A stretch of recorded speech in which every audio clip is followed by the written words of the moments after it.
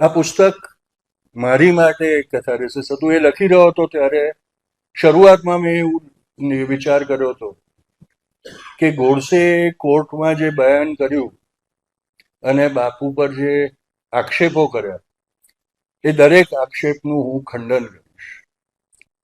પુસ્તક લખતી વખતે મને થયું કે એ તો બધા એ જ આક્ષા રાખશે કે આ પરપોતો છે, પ્રપૌત્ર છે, એ પોતાના દાદાનો બચાવ કરશે.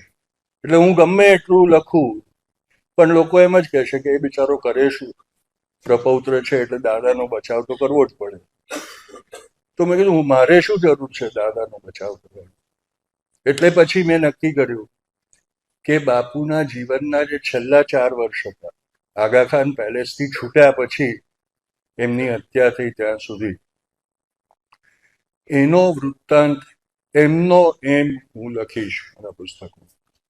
પછી વાચકો એમાંથી તાર કાઢે કે ગોડસેએ જે આક્ષેપ મૂક્યા એ સાચા હતા કે બાપુએ જે કામ કર્યા એ સાચા હતા.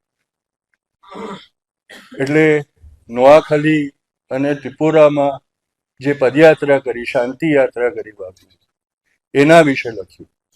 એમાં પણ મેં એવું કોઈ જ જગાએ ટિપ્પણી નથી કરી કે ત્યાં બાપુ હિન્દુઓને બચાવવા ગયા.